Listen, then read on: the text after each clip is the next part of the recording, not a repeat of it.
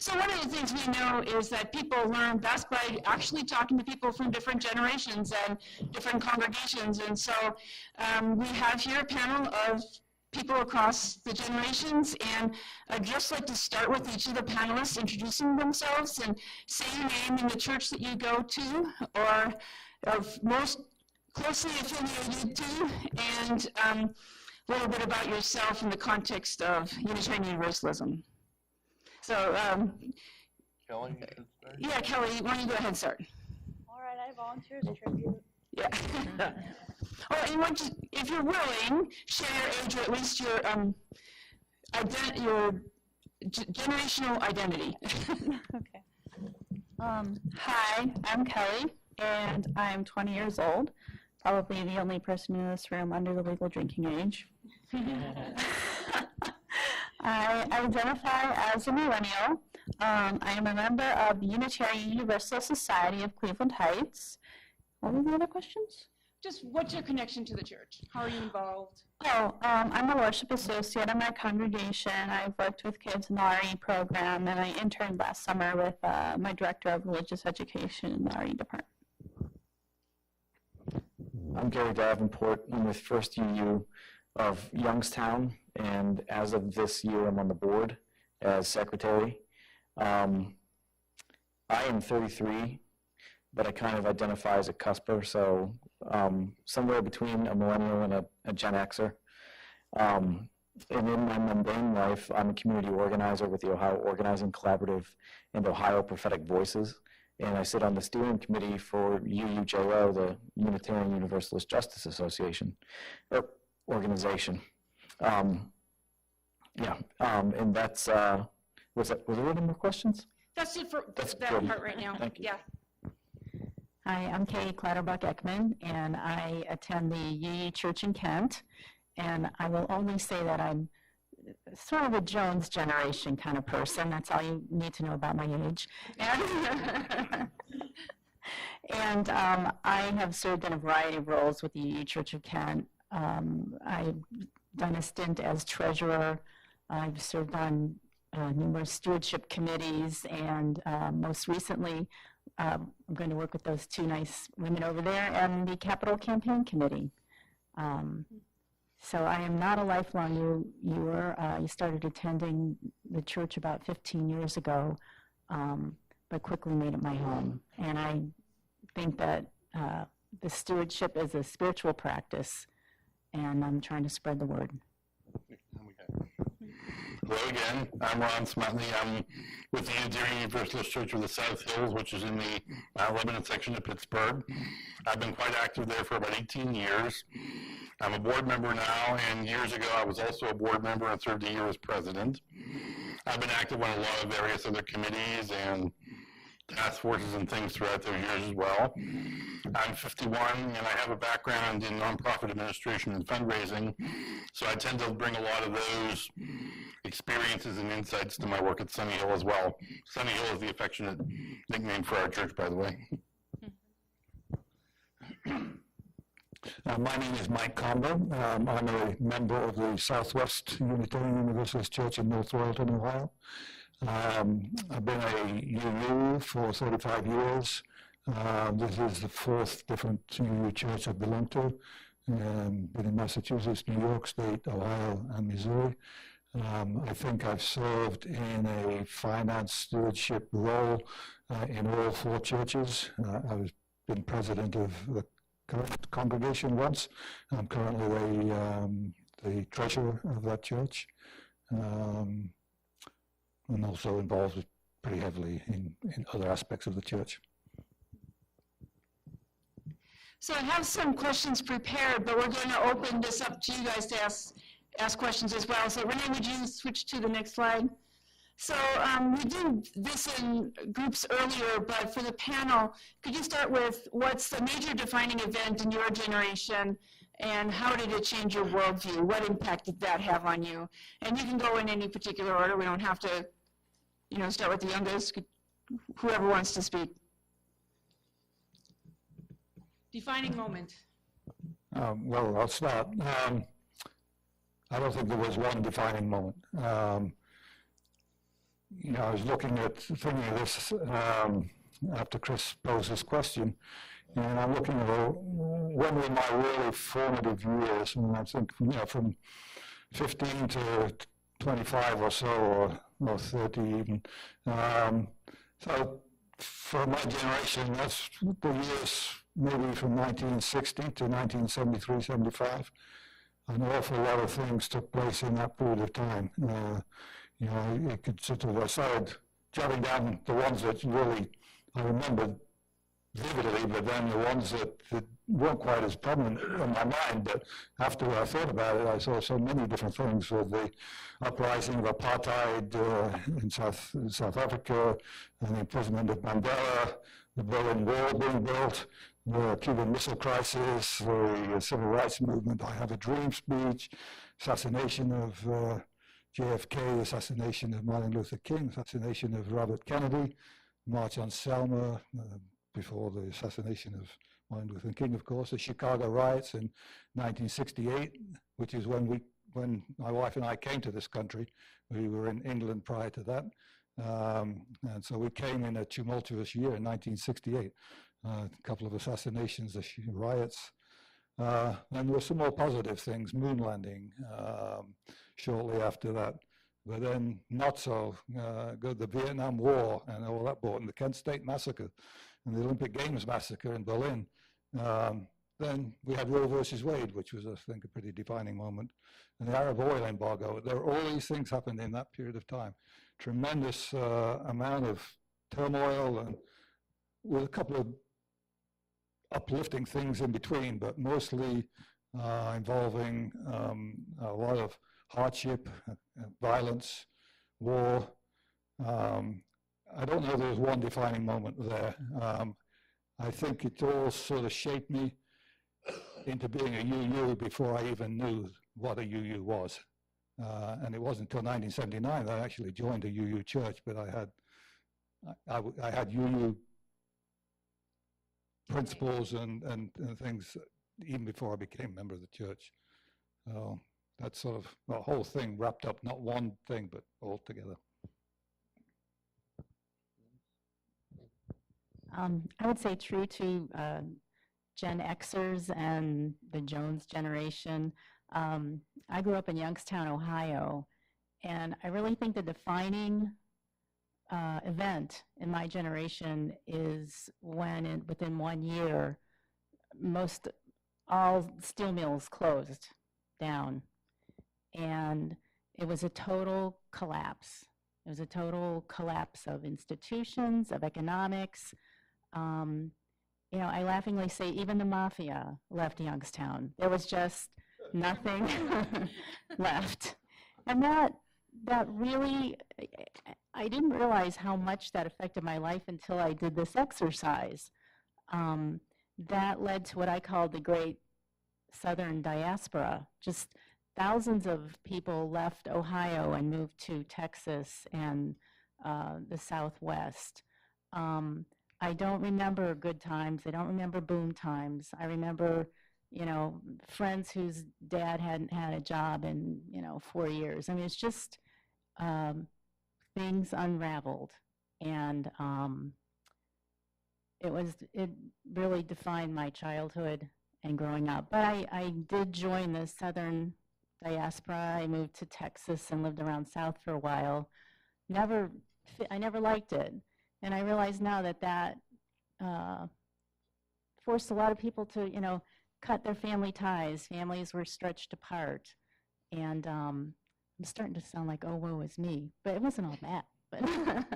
But I raised my children, or my child, my daughter, Kelly, without the benefit of close family. It kind of made you feel a little rootless. But eventually I found my way back to Ohio. But that was a huge time, I think, in the 80s, as far as the defining moment. I'm on the tail end of the baby boom, so even though I was alive for most of those major events that Mike outlined in the 60s, I can't say that I really remember them firsthand. I mean, I guess I was aware of Martin Luther King and who he was, but not totally.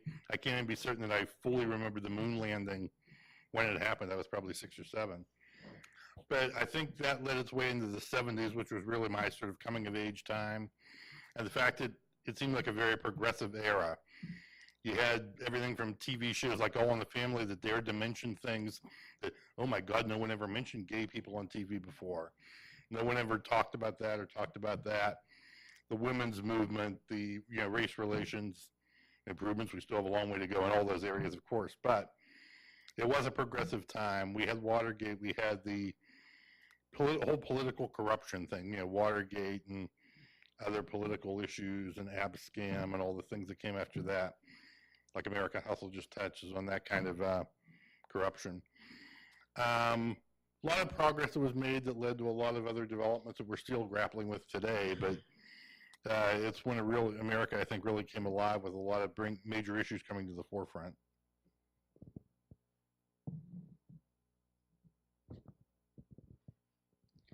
I had a really hard time with this exercise, mostly because I'm 20 and I don't think I've seen enough of the world yet to really say what a major defining moment was. And the only one I could really think of was 9/11. I think I was in the 3rd grade when that happened. Both my parents have backgrounds in aerospace and in engineering. And I remember just being we didn't go to school on time, and I was confused why we were going so late to school, but it was nice because I got to have breakfast and pancakes. But then, they told me that that these towers had fallen, and I didn't know what the Twin Towers were. But it seems like it was a really big deal. I remember that. I remember going to school later that day. Some parents had refused to. I went to all-girls private school. Some girls had decided not to go to school that day. Some parents had chosen not to bring their children to school. And I think it really, I could see the change in the adults around me. And growing up in the aftermath of 9/11 in the Bush era and in a lot of a general wave of conservatism, it just this awareness of terrorism and also this numbness to it, I think, is what really defines the generation that I'm a part of. So like I said, I'm 33. The first thing I remember was watching Challenger on CNN. First thing I can remember on purpose. And my dad never told me to shut up, and he told me to shut up because I told him how pretty it looked. And I didn't know, that was like, I remember thinking this wasn't supposed to happen. This must be really serious. And then, so I was a child of the Clinton era and saw O.J. Simpson on the TV in my classroom. Still, we didn't really capitalize on that as an education opportunity, but it was there. And 9/11 kind of defined my adulthood. Mentally, I wouldn't say I was very mature yet. My frontal lobes hadn't finished forming. But I was 19, and 9/11 started for me as a drunk pilot flew into the Twin Towers, and maybe a couple people had died. And then I saw the second plane hit. By the time we got to work, I got to watch that. And to me, I kind of see, because I remember the 80s fairly well, and then existed there with the 9/11. For me, terrorism was new communism, because I remember how bad that country and those people were, and how great this place was. And I think for me, my defining moment as like really being a grown-up and deciding that I needed to pay attention to greater things was the recession in 2008, because there was a scary talk of how it could be the Second Depression, and it was actually scary to me as a student of history. So those are the kind of things that I can remember on purpose and different impacts they had on my life.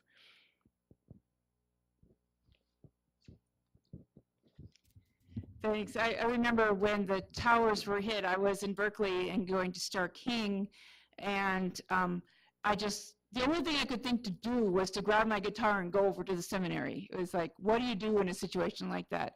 And I went over there, and everybody was in a circle in the worship space, just around the TV, pretty much paralyzed, not believing what they were seeing. Those moments where you just remember where you were. I want to go to this last question on here. What is your level of trust in institutions, and do you think institutions are worthy of your support? And not just the church, but institutions in general. I'll take that one first. So I trust my church. I trust it so much. I'm a part of it on the board now. And as of this year, I'll be a 1%er. That is a 1% giver. So kind of on the exact opposite end of the 1%. Do I trust institutions in general? No. They create the same predictable outcomes over and over again for different people based on imaginary criteria. So to me, that means that our institutions are racist and sexist and et cetera, and cut people into different groups and keep us divided. But having said that, I give to PBS and NPR and my library because I find that I do trust those institutions and their goals and missions line up with my own. So it's where I find value, I definitely want to contribute. When I couldn't be a 1%er at my church, I actually kept track of my volunteer time to see what value I was giving the church. And I think it was $18.80 or something at the time per volunteer hour in Ohio. I think we're up to 20 now, but I was able to calculate in a given year how much volunteer value I had given to the church. And I did it so I didn't feel so guilty because I was broke as a joke. I don't trust any institution.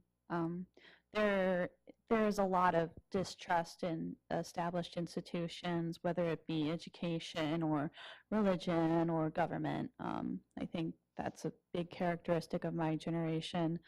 And this whole disillusion with the good nature of institutions. I think there's just this skepticism toward the structures that govern our daily lives. And I think that's a big issue for trying to get younger people into like something like a church, because you can't trust anybody. You really can't.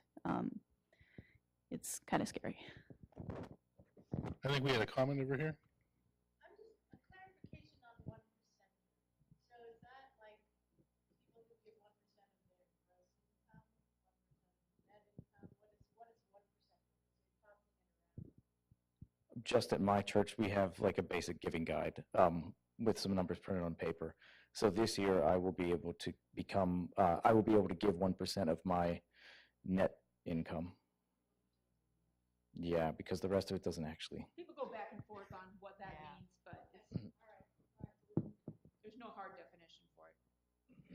We haven't said anything yet about educational institutions. Most of us are probably college graduates or college students.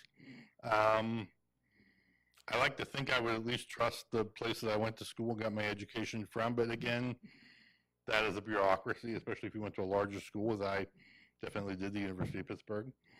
It all has its structure, it all has its power structure and power levels, and everyone has its, mission and things that they're out to gain. It's sort of a way of life. I can be cynical. I try not to be overly cynical, I guess, about institutions. Some people would even say, well, gee, you shouldn't own any stock in any corporation if you don't believe in this or believe in that. Well, or a lot of people tend to boycott certain companies if they have a certain, anti-liberal bias or something. Well, almost all corporations tend to be conservative by their very nature of being businesses. And they probably all give to something or do something you don't approve of. But where does it ever end?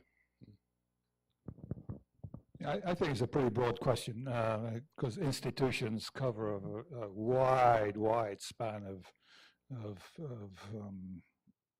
what they promote, and there are a lot of philanthropic organizations, institutions that I think are very trustworthy. There are a lot of institutions that I'm less sure about. I just heard, and just recently, I didn't know this before, but Salvation Army has an anti-gay streak. I didn't realize that. I've been giving to the Salvation Army every Christmas. Not this year, I didn't. So that's an organization that I wouldn't support. The Red Cross, on the other hand, when I learned that they give more than 90% of their contributions go to actually their work, and only less than 10% to actually the staffing and running of it. That's something else I support. So I think it depends on the institution. It was interesting, just this week I got a copy of this thing from the Better Business Bureau. In the back of that was a ranking of institutions that you might give to, and it indicated how well they met the criteria of the Better Business Bureau in terms of their financial management and everything else. That was pretty interesting to look at that. So some of the institutions you thought, hey, this is a pretty good institution, you find out they don't, 50% of their contributions actually go to running the organization rather than the group that they're supposed to be helping. So I think you have to just be careful about what you do. Well, and I have to echo what most of the folks here have said, that we're a lot more skeptical of institutions, and we do a lot more research about an institution before we'll support it financially or with our time. And when I look at institutions like the Catholic Church that have just kind of run amok, it just sort of reinforces that. So I think it's a struggle not to be cynical. But I think that personally, a smaller group or organization is a lot more easier to support than a larger one.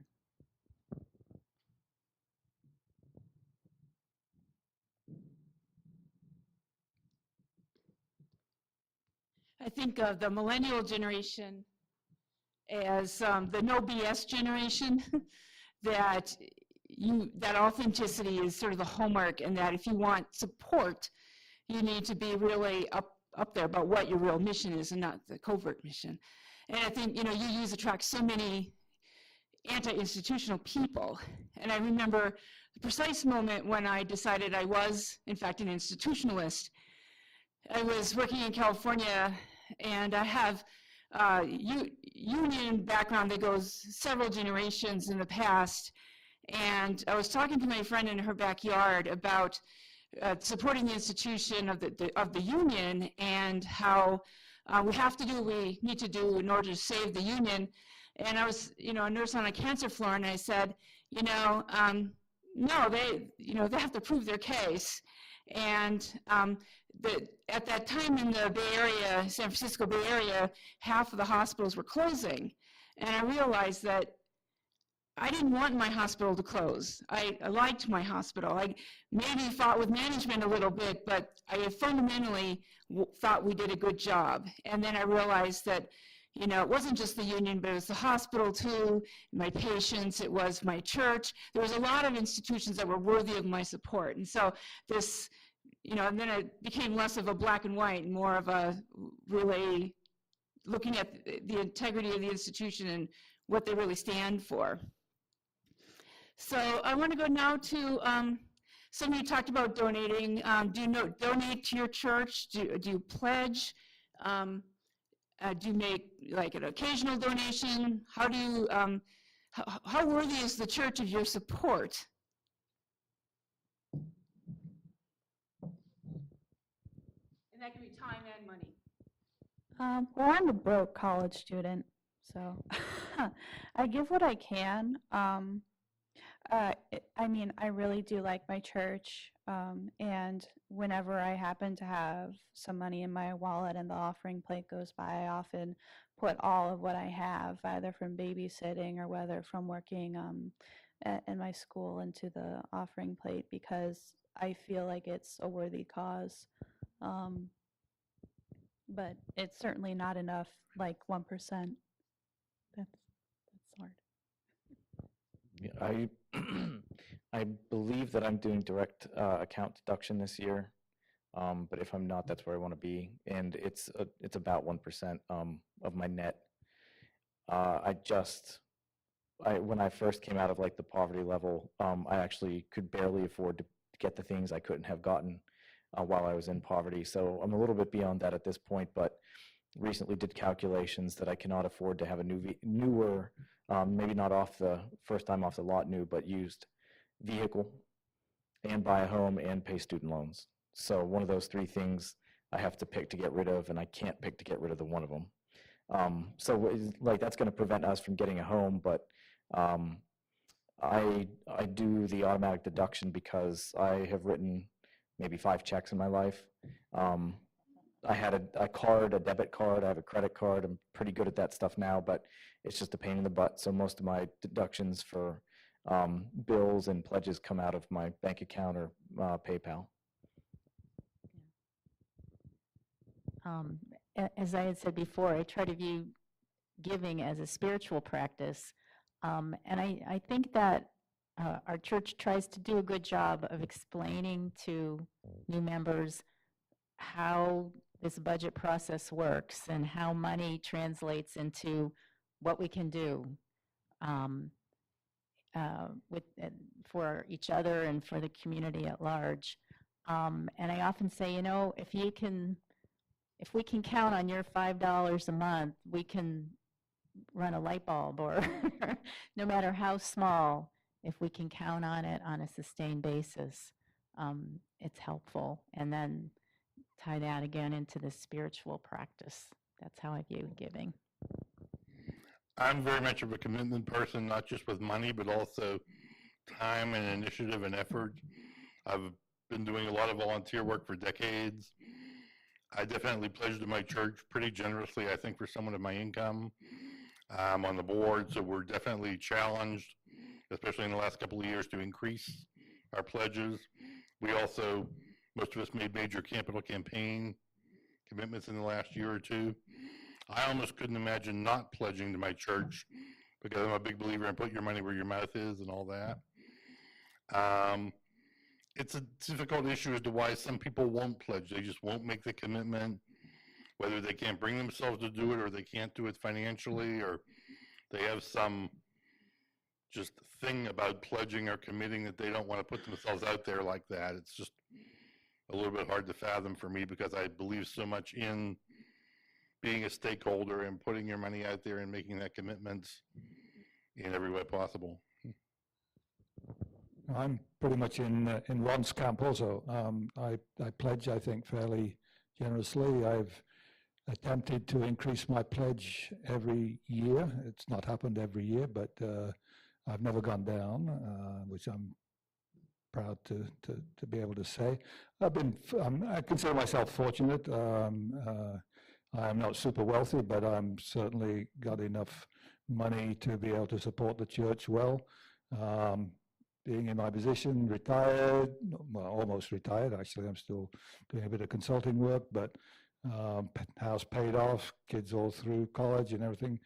Yeah, I have perhaps more disposable income than some other younger people have, and I can choose where I put that money, and I choose to put a fair amount of it into our church. I also, we pledge, we always pledge regularly every year. But beyond that, I contribute to the church in other ways. We have a monthly focus collection that I contribute to, that my wife and I contribute to. And we actually always put money in the plate when it passes by. Even though we pledge and pay our pledge payments, we always put something. It may be $1, maybe a couple of dollars, maybe $3. But I hate to see the plate go down a row and nobody put any money in it. And I've sort of tried to encourage people to put money in there, even to show visitors, you know, when you've got a visitor in the church and the plate goes by, you know, a couple of rows and nobody puts anything in, it looks like, well, this church doesn't need any money, so why should I put any in? But okay, that's my philosophy anyway. Let me just add one quick point to what Mike said there at the end. At my church for the past few years, one Sunday a month, the free will offering goes to a charitable organization from the community. It usually has some sort of a social justice or community need angle, obviously. And I think people feel good about that, and they usually give quite generously out of pocket, especially on those Sundays. On the other Sundays, it goes to our church, obviously. And at First UU in Youngstown, we actually take the time during the service to remind visitors that they can let the plate pass if this is their first or second visit. So we start a narrative about, you know, being responsibility toward the church if you're going to be at least putting any kind of stress on the pews during a service. But I guess like we do a share the plate, and it's all month. We switch the organization, and it's some kind of social justice or alignment with our mission. And in the past, we've seen, so all loose change that is not otherwise designated, half of that stays with the church and half of it goes to the organization. And then we saw last year in October that having someone make that ask to the congregation themselves from that organization really upped the contributions. I have more questions, but I want to give a break here to have you guys ask some questions. So raise your hand if you have a question, and I'll bring a mic. Maybe I probably need to use this one. Questions?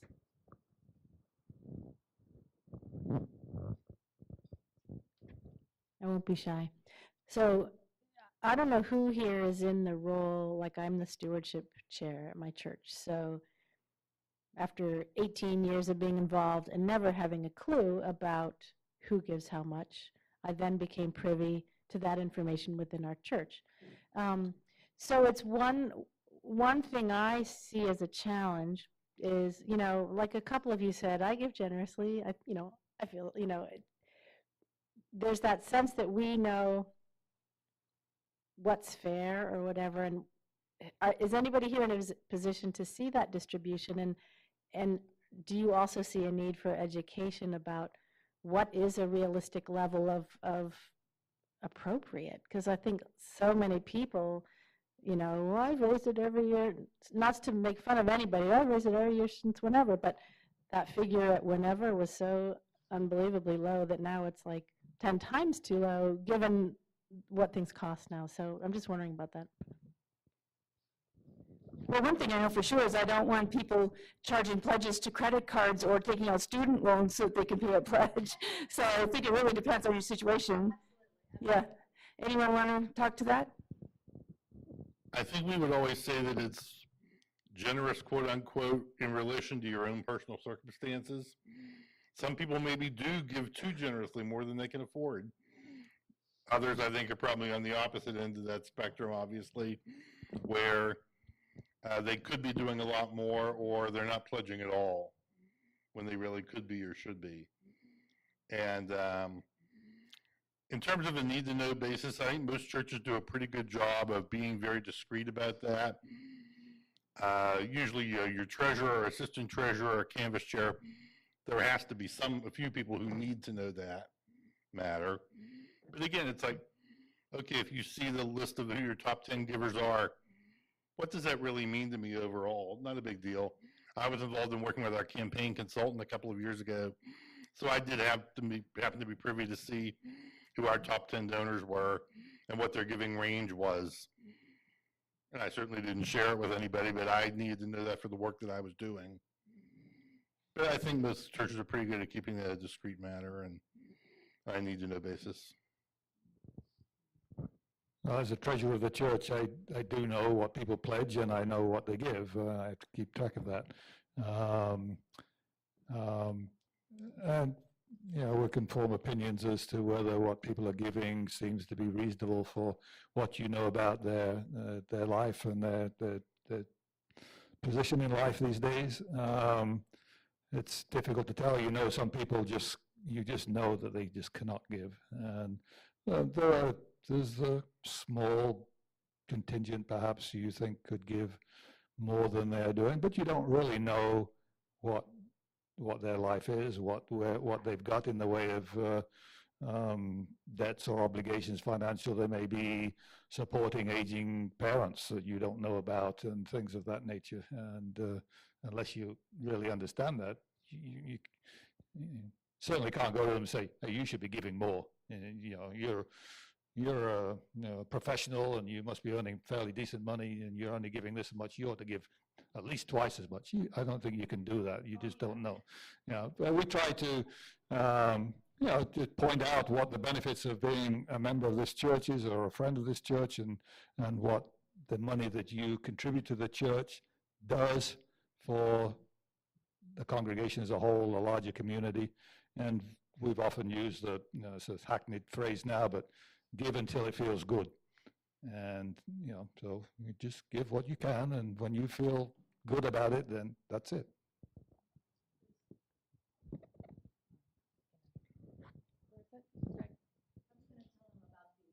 Giving guide that we put on our brochure. Maybe Kay can. Well, we do put out literature. Everyone gets a brochure, campaign brochure, at the beginning of the stewardship campaign. And there is a fair giving guide on the back of the brochure. But we have also we list a range of like how many members are pledging at this level, like X number of dollars is coming from X number of families. And I think we also, I can't remember if it was last year or the year before last, we always have people do testimonials during stewardship time. And we asked the people who were doing the testimonials if they didn't feel comfortable saying how much they were giving, which I don't think anybody did feel comfortable, at least to I give to X% of my income. So I think you have to talk about that, and it's an educational thing. And that's why I love that pledge-o-meter, because it's a kind of a fun gimmicky thing that might make people think, like, yeah, give it a try in the privacy of your own home. Well, I also play with that pledge meter, like, so, okay, let's say, I don't want to support the kids, or I don't want to support a building. How much, what do I delete before I get to pledge the range that I'm, so it was kind of fun just looking at it that way. Do you feel like the church equally values your time and your money? How is that? How do you feel that? Well, for a while, the church had to value my time because that's all I had to give. Go ahead. I sort of find it interesting that the people who give the most money give the most time as well. I mean, I can look at our church and say the people who do the most in terms of volunteering work at the church and then really involved are the ones who are giving most. I don't mean necessarily the most dollars, but in terms of their ability to give. And I think, those who are giving it the utmost of their ability are also the ones who are giving a lot of time. I wish it were the same for everyone. There probably is a lot of truth in that. I hadn't really thought much about that. We have had an issue, I know, at times where certain people have said, well, I can only give so much, but I do this, and I lead this, and I teach this, and I coordinate that. And it comes down to, that's all wonderful. We appreciate it. It's very valuable. But it doesn't pay the light bill. It doesn't pay the minister. It doesn't pay this. It doesn't pay that. So it's time, talent, treasure, all that kind of thing. That's sort of a typical fundraising credo as well. But everyone can give something, is what it comes down to. If Kelly can give her money in the plate that she's not even really getting credit for, and not that that's what you should care most about anyway, but that she's not getting official credit for because she's not a pledger and doesn't put her name on an envelope or whatever with it, everyone can commit and pay something. I was also going to mention one other thing. Sorry, I'm going to jump back a second. On our pledge cards, we actually have people who you can self-disclose if you give at least 2% of your income. And we do have ways to honor people who give at least 2% of their income. I'm grateful that at the church where I go to, I can still be a member and not have to because I technically don't really have a set income every year. I don't know how much I'm going to make from babysitting or from gift money that I get from my parents, or, have some cash, Kelly. Oh, what do I do with this? But I'm glad at the church where I go to that I can give what I can and still be a member, and that makes me feel like I'm a part of everything, and I give a lot of time. I commit at least 2 Sundays a month to working as a worship associate, and I've worked with the RE committee and with the kids in the RE classes. So it's and sometimes it can feel intimidating when they show like oh, these people paid this much and this much. It's like, oh, I wish I could have given that much, but I think what's important is that being able to give what you can is vital. Our church is in the process of searching for a new minister. We're in the second year, and we're hoping to be, expecting to be making an offer to a new minister in the next month or so. Chris Nielsen was our former minister. We've had an interim minister for 2 years. One of the things that our interim minister helped us sort of understand is that if we're really serious, we need to do a little bit more in terms of our infrastructure. And in this past year, we've hired a director of religious education, quarter time, but we've hired an office administrator, quarter time. These were things which were done voluntarily before, but we've realized that we need to really step up. We took on a significant cost increase because of that. And now we're going to jump from an interim minister, who has been half-time for 2 years, to a full-time minister. So next year there's going to be a big increase in our expenses over what they were a couple of years ago. So last year, about this time when we were doing our stewardship campaign, we realized we needed a major increase in pledges. And we had, somebody mentioned testimonials. We had a number of individuals in the church give testimonials, and we asked them if they would to tell the congregation how much they were going to increase their pledges. We had a pledge goal increase of 20%. We ended up with 25%.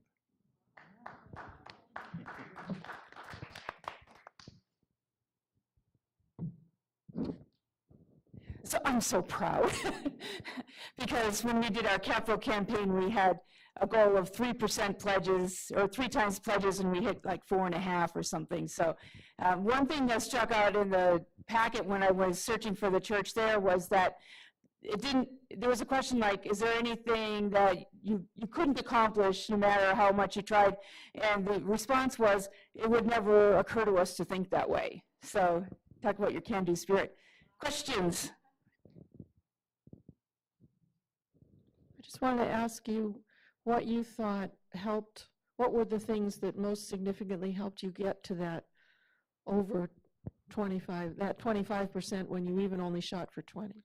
Yeah, quite honestly, I think we have an outstanding congregation. It always seems to step up to any challenge that we've done. Chris mentioned the capital campaign. We had we have our own building now for the very first time in 28 years. We've had it now for about 3 years, but we bought an old building, 1900 era building, was a church, became a Masonic temple, and it was in bad shape. We bought it for a pretty decent price, but it really needed a lot of work. We figured we needed about $250,000, so we set out the campaign for $250,000, which was basically 3 times the annual giving pledge level, which was sort of the bogey that the UUA consultants sort of suggested that we shoot for. And we just laid out our vision, what we were going to be able to do. Why do we need this? Why do we want it? Why do people support this? Some of the members of the congregation from different levels of the congregation, some from who were able to only give at a relatively low level to those who give at a high level, made their testimonials and really pointed out what the benefits were, and it just worked out. I mean, I think it's just a positive attitude and the enthusiasm that people invoke, and we were aiming for 250,000. We came in at 305,000, I think, something like that. So, and then last year we beat our Let's Drive again. It seems just, I think you just got to have the right attitude somehow or other. Be full of enthusiasm and all the positive things that you can do.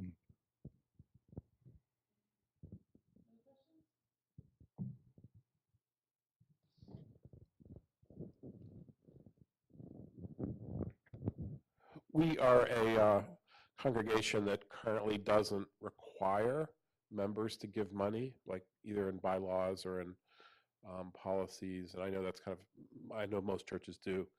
So we're trying to consider whether it would make sense to change that. Something we talk about kind of every year.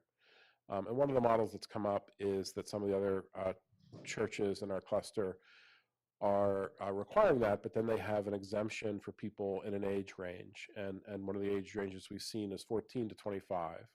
So you can become a member as young as 14, and then you're actually exempted from having to give up until age 25.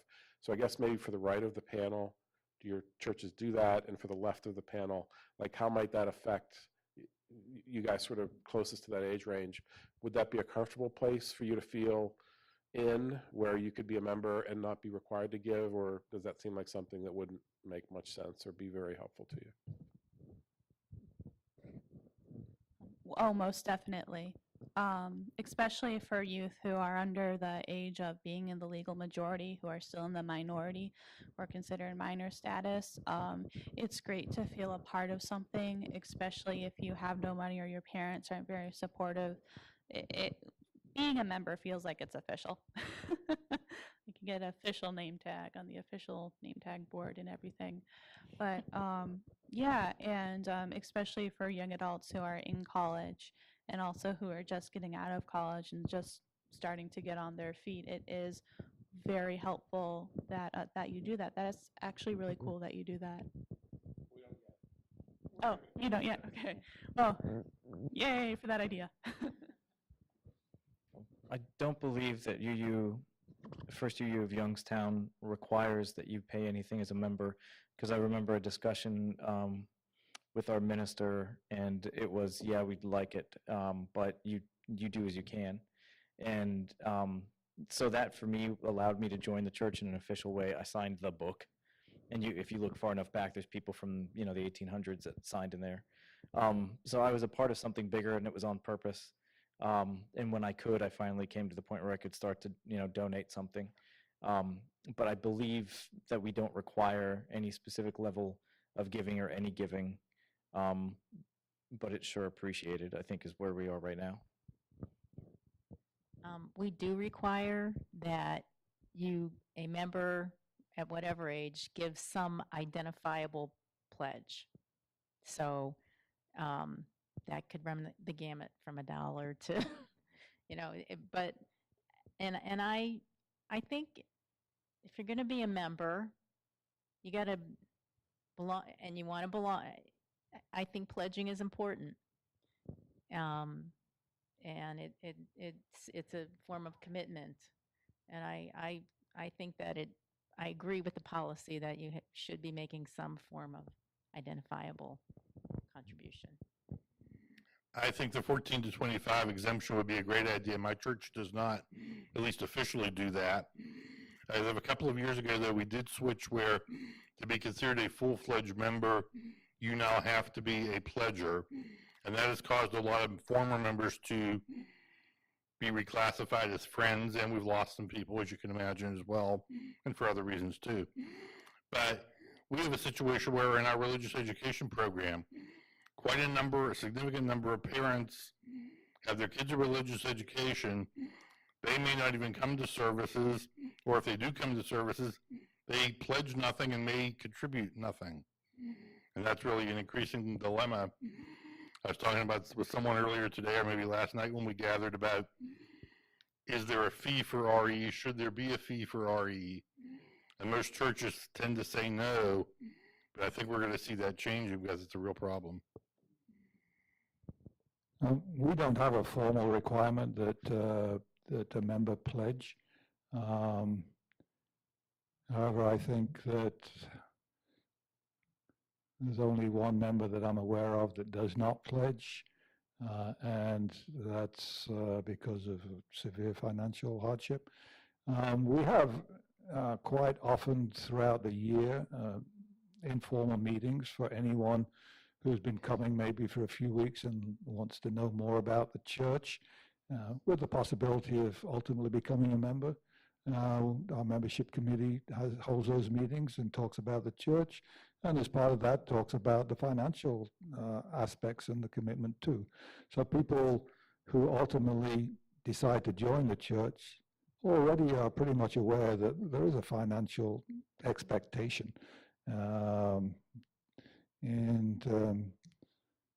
So that seems to work pretty well.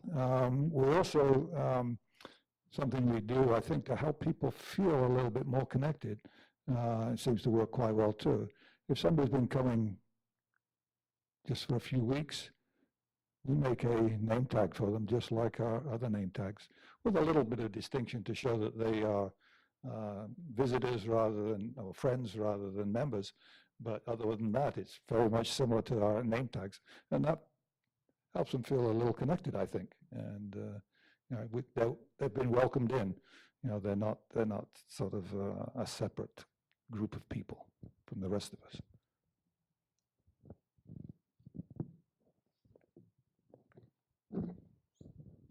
I know, you know, there's always pastoral issues associated with pledging, and so we actually did have a requirement to make a pledge of or a donation of record in the bylaws, but and we didn't have, you know, that they automatically didn't have to pay till they're 25, but that there was, they could go to the administrator, they could come to the minister, whoever they needed to get a waiver if they needed, because there are people who couldn't afford to pay.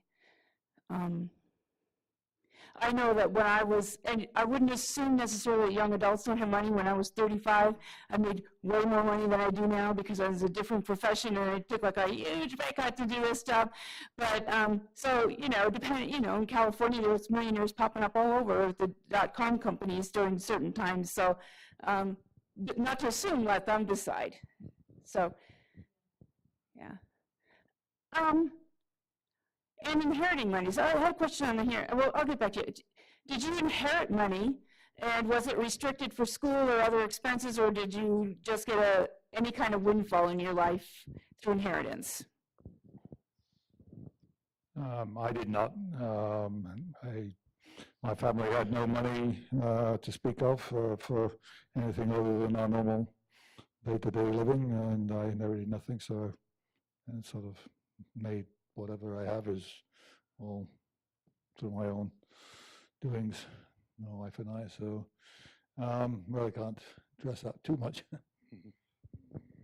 I come from a pretty typical middle-class background. My father was a Pittsburgh steelworker. My mother was a homemaker. I certainly never wanted for anything. I'm an only child, so I did have maybe some more benefits than someone in a family of 12 kids or something, but certainly a pretty typical middle-class life. Through an uncle's generosity, who did not have children of his own, I did come into somewhat of a windfall in recent years, and I mainly view that as long-term security and, enabling me to be more generous to causes I care about, and, as I say, to be able to feel like you have a solid nest egg for, your future. No inheritance here.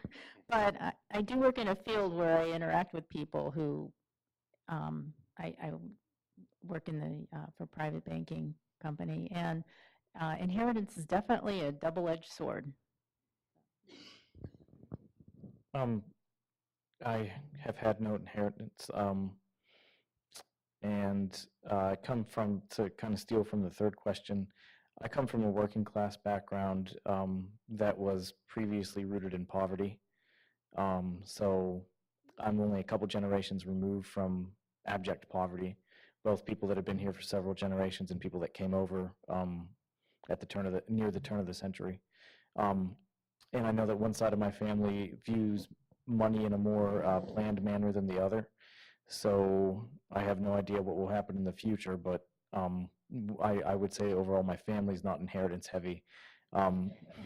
What I did inherit was kind of working class responsibility values, about being responsible, about paying bills, but not about becoming or planning to be something else. Yeah.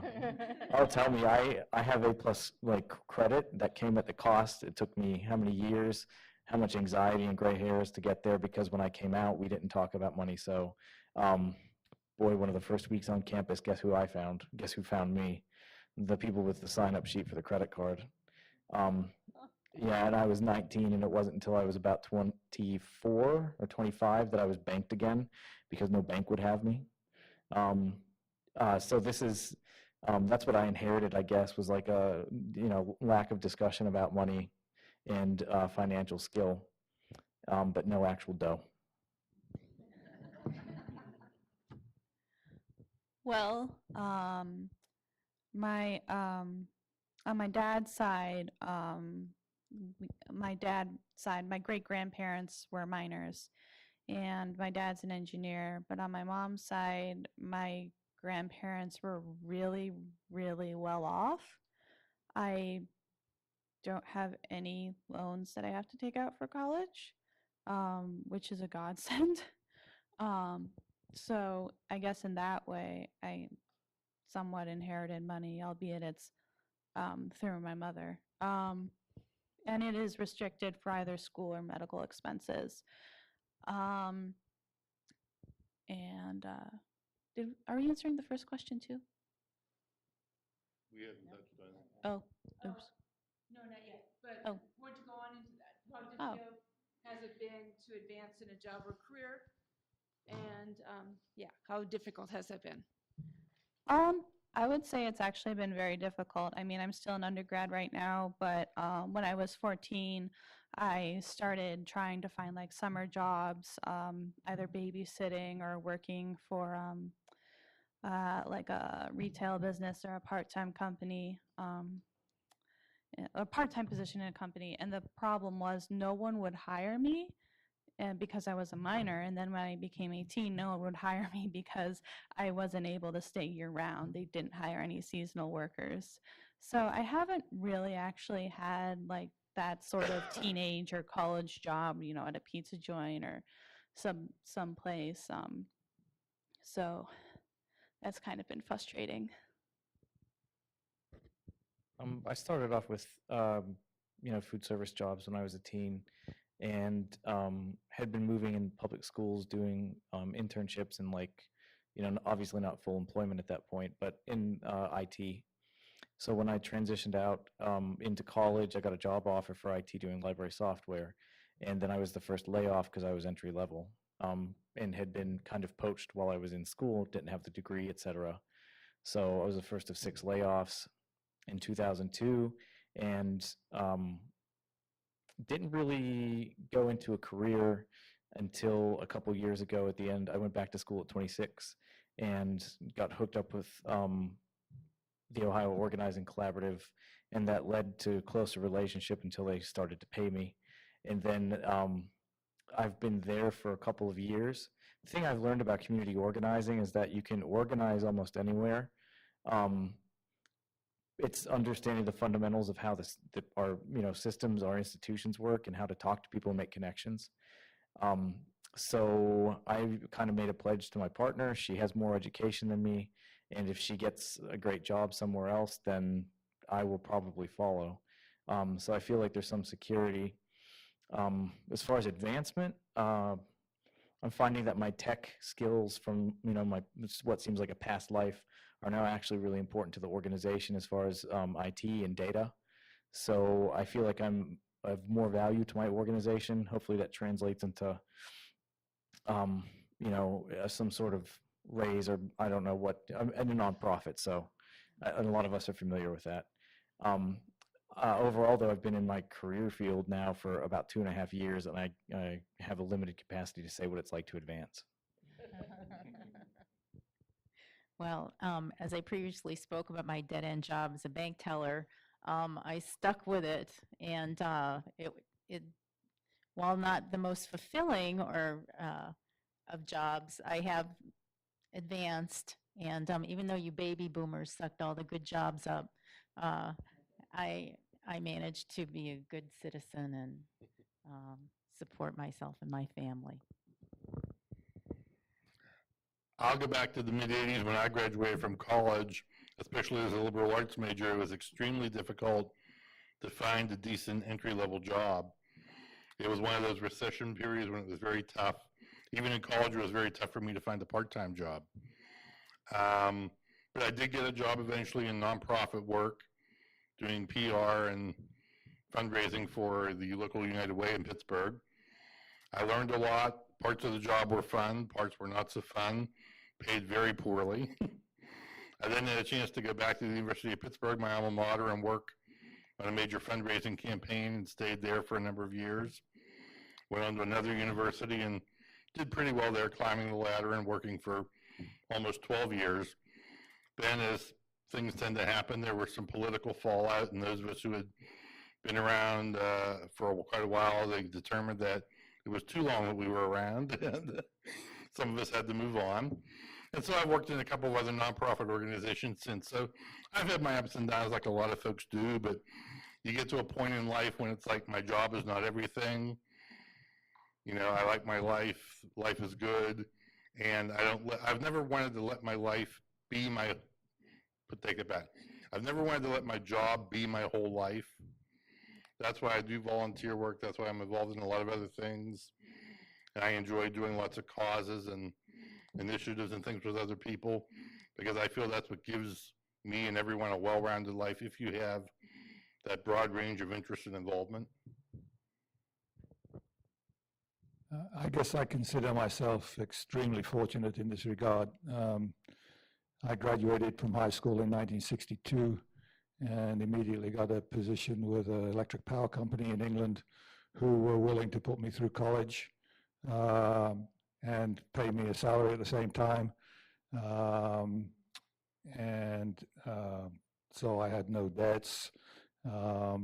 After several years with them, I thought it would be fun to try something different, and I heard about some opportunities in the US.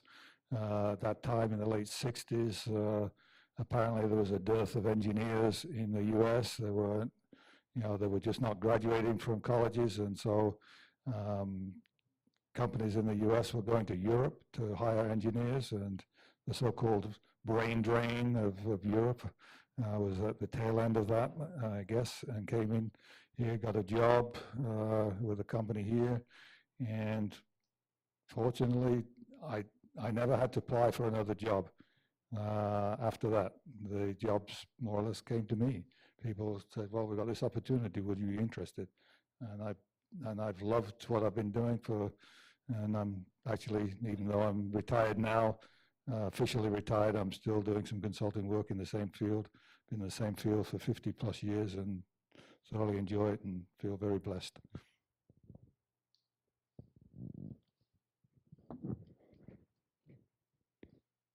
Any more questions out here? Did you have a comment from earlier, or is it past? Okay. I wanted to add a bit of my own story in this question, because I've been all over the map with opportunity in terms of working. I started working, I was raised in a rural Minnesota community, farming community that was working poor for the most part. And I knew that in order to go to college, because no one really had at that point, that I'd have to pay for myself. And so I worked in the high school cafeteria when I was 12 years old and passed out sandwiches and cleaned dishes, and then raised the cow and saved that money, and then I, babysat, mowed lawns. But there were opportunities like that, and I think that's a huge difference between my generation and yours, where now they're afraid of legal liability if a teenager mows the lawn, where I could always count on that money, and seasonal work as well, and worked at the canning factory and went to college, and graduated in 1980, and with about 20% inflation. To buy a mortgage was 20%, and it was just a horrible time. So I tried finding work for a while, but what I ended up doing was going back to school and becoming a nurse. As a nurse, the opportunities exploded open for me. There was hardly any nursing jobs when I entered the field, but I knew, there was jobs in nursing homes, there was jobs in homes. I knew that there would be a job as a nurse, and that those doors opened up continuously for me. And so just grateful that that opportunity allows me to now do work that I really love to do and serve Unitarian Universalism in a way I might not have been able to do had that not sort of funded this opportunity for me. So So one of the things about these generational broad definitions is that they do tend to be class bound. And so would you be willing to talk about your class background and what lessons were passed on about money due to class? I know for me, when I was making a lot of money in management, I couldn't wear, and I definitely was one of those who, you know, made more money than my parents. And so when I went home, I couldn't wear my work clothes at home because it made people feel like I was trying to be better than them. So I'd go home in my flannel shirt and my sweatshirt. And so that was just one thing I noted. Do you have things like that that you can relate to in your generation and what class you were from? That's really hard. I think I would identify the culture I grew up in as upper middle class, and I'd identify as the class that I'm probably going to be a part of as just middle class. I really don't know what the difference is, but other than maybe that upper middle class, you have nicer countertops. Everyone's middle class, don't you know that? I would classify myself as working class, but non-labor. So UAW built me. My father's side, my grandfather was farmed out during the Depression because his family couldn't afford to raise him. And he went from rags to riches, relative term, but he was a pipe fitter and pipe layer and became a partner in the company, and then bought a swim club. So for the first part of my dad's life, he grew up in a trailer park, but they eventually built their own home. So he went on to kind of do high school, but not to any special degree, and got a job in labor as a UAW auto assembler. And that afforded him the opportunity to do dogs and cars and a house and wife and kids. But as a kind of a meter for the economy, he will make more in retirement than I will by far in the nonprofit sector doing community organizing, for a while at least, maybe forever. On my mom's side, they were Polish immigrants, and there were French-Irish that had been here for quite a while. Again, there was a construction job in Youngstown for my grandfather. My grandmother was a homemaker, so my mother worked office jobs and became a homemaker herself. And what, like I had discussed earlier, what I got out of that was not a whole lot of education on finances from my parents directly, but lessons about being responsible and being present and, you know, being good to the people you're supposed to be good to. And I think that I will probably transition into a kind of middle class that has been depleted over time in this country. I value working hard. I probably do about 60 hours a week, but I wouldn't last a day on the line in GM. So I don't know, and I go back and forth too. When I went back to school my second time around, you know, by the end of the first or second year, I couldn't talk to anybody about what I did at school. It was so specialized and so little chance to understand. And I think that if I were in a different time or place, I'd probably stay in school and become a member of the intelligentsia. My background is definitely working class. My dad passed away when we were younger, and my mom went out and got a job and actually was a Teamster. So for a long time, I would pepper her with questions about Jimmy Hoffa. I think we pretty much, although we were comfortable, we probably lived paycheck to paycheck, and money was not spoken about. You paid your bills and you gave money to the church, and that was it. I have learned in my career's banking, it's very important to talk to your children about money if you don't start right now. That sort of education is something that needs to be passed along. A lot of people confuse love of money with managing money. They're two different things. And it's a gift to give to your children to pass along good money management skills.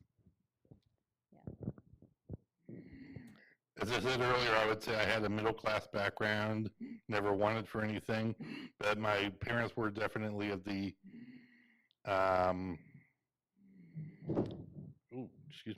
the era when you learn to be very careful about money, very practical, don't be wasteful, don't be excessive. Especially on my dad's side, buy only what you need. He was the son of a Czech immigrant and so forth. And always the notion of, save for a rainy day. And I would always grow up asking, well, when does the rainy day ever happen? Or does that mean you can't ever enjoy anything now? So I try to split the difference between those two philosophies. I consider it, I grew up middle class. In England, where the working class, there were people who would work in the factories or on construction sites. The middle class were people who helped some sort of professional type of position. My father was a pharmacist.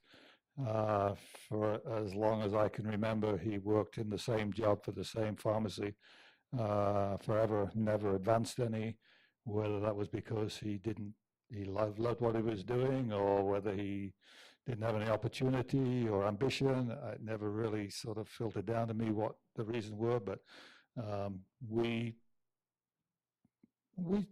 I'd say we struggled at times. We were 4 children, and my father worked, my mother didn't. So the money is enough to get us by, but we certainly weren't used to luxuries. We may have 1 week away at the seaside every summer, and that was about it. We never talked about money. It was never passed on to me. It just filtered through, I guess, so the subconscious that, okay, we don't go and spend money frivolously. Whatever we've got is used wisely, even though it was never told to me directly, but it seemed like that was it, and I think that's how I've grown up since, and fortunately I've prospered much better than my parents did, but I've still maintained that same attitude towards money. I use it wisely, in my opinion, anyway.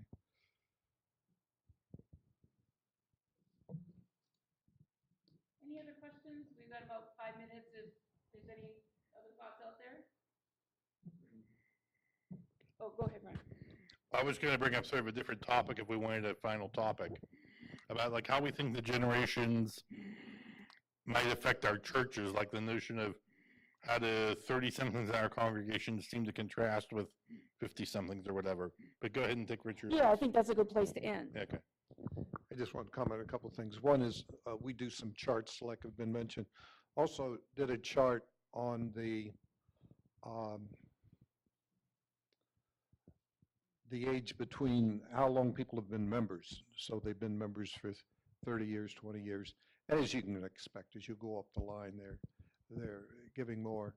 And just one other comment, and Mike touched on this too, the last, hello, okay, that's good.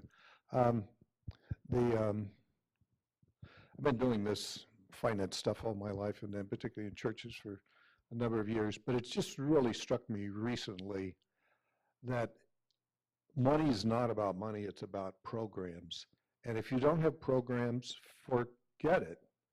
And as Mike said, the people that are more involved give more, vice versa. I just did an analysis the last several years of our membership, people that left, new members coming in, how many new members we get per year, how many we lose every year, and of course you lose some. And these are people that weren't involved, so to get the millennials, we need to have programs they can get excited about, and to keep people, we have to get them volunteering involved in the programs and keep them going. And then the money will follow. Just to follow up on that, 2 years ago, and this will be our 3rd year, the UU Church of Kent started presenting what's called a program budget. Does everybody use a program budget now? It made a night and day difference. People could not, they'd look at a line item budget and it was not exciting, it wasn't sexy, there was nothing in it for them. But once we went to that program budget, we had a terrific uptick in our stewardship. So Ron, do you want to restate your question again? Oh, sorry.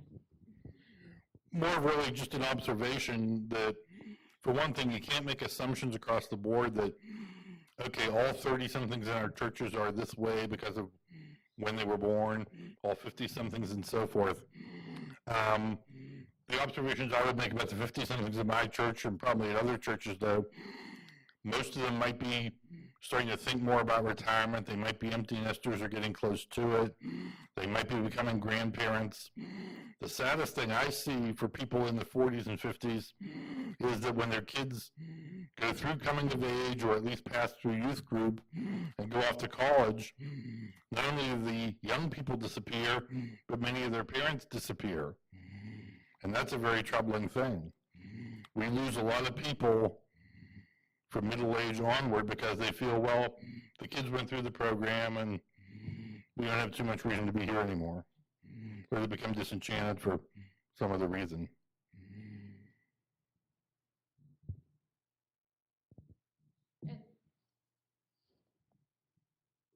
And so what you want to hear from is, How do you, so how, generational observation? so closing remarks about your generational observations and context of church. I know at UUYO, I have not been on the stewardship campaign, probably will be at some point, but I can say that for me, I'm 33, I came to the church in 2009, and one of the reasons was for action, social justice action. And I knew that that was what UUs were known for. I did two things when I found the UU church. I went online and searched for jokes about UUs, because I think that there's value in humorous reflection on a religious institution.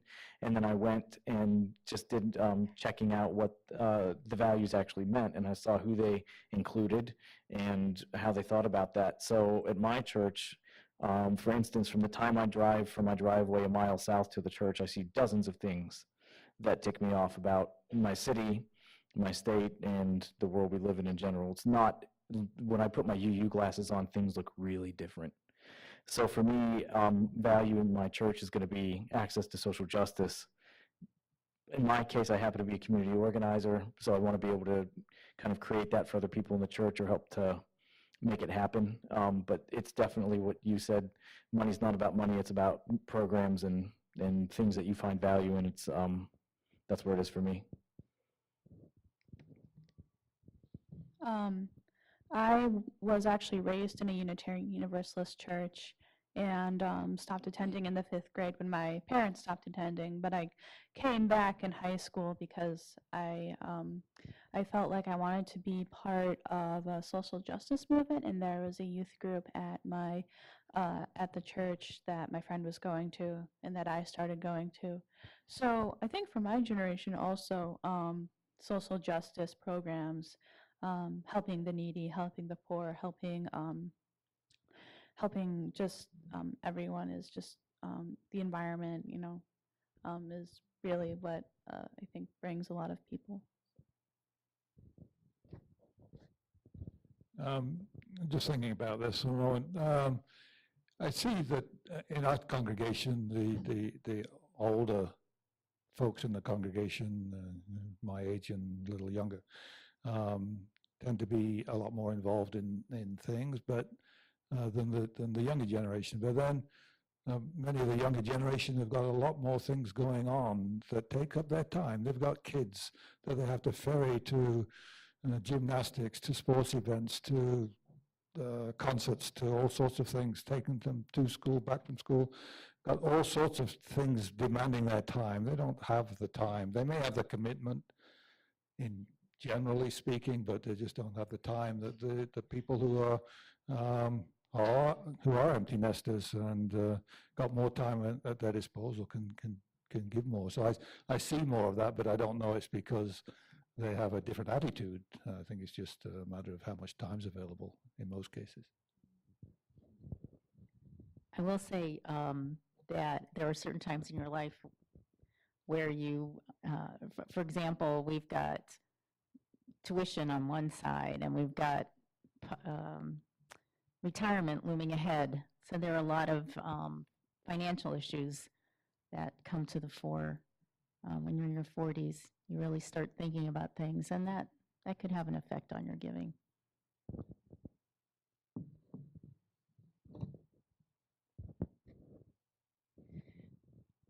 When I think of the millennial generation and programming, I think that programming isn't just creating something that people show up for, but something that you stand for.